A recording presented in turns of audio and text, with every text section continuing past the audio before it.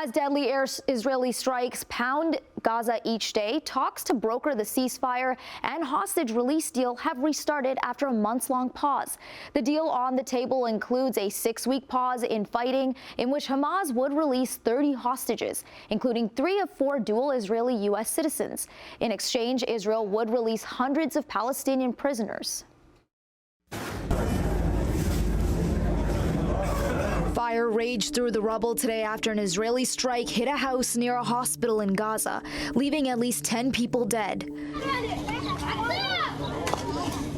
In Khan Yunis, Palestinians inspected the damage at a tent camp sheltering displaced people following an Israeli strike.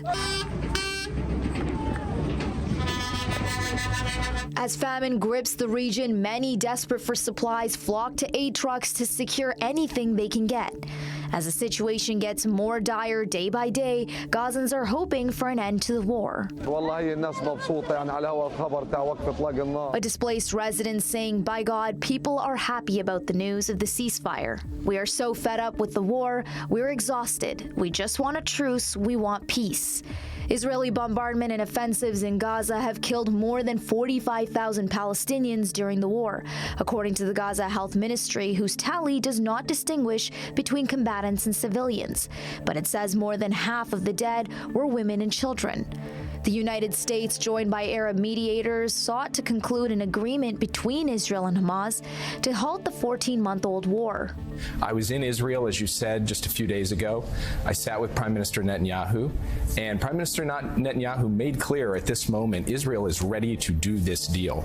So the final piece of the puzzle, from my perspective, is for Hamas ultimately to come forward with a commitment on the release of hostages in that first phase of a multi-phase deal. If we can get that done, we can have a ceasefire, we can get hostages home, and we can get a surge of humanitarian assistance into Gaza. On Tuesday, sources close to the talks in Cairo said an agreement could be signed in the coming days on a ceasefire and the release of hostages held in Gaza in return for Palestinian prisoners held by Israel.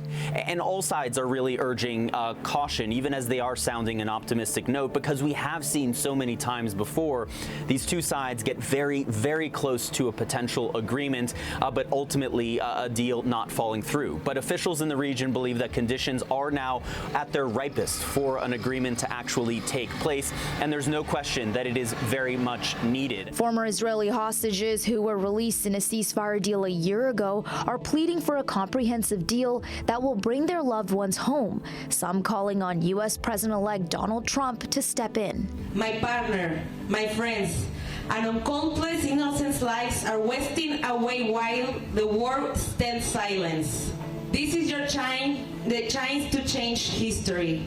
Step in, end this war, bring the hostage home. No wars, no promise, only action. Bring them back. All of them, now. According to multiple reports, a Palestinian official today said mediators had narrowed gaps on most of the clauses in the agreement, but also added that Israel introduced conditions that Hamas rejected. Will the talks finally lead to a ceasefire? We'll have to wait and see.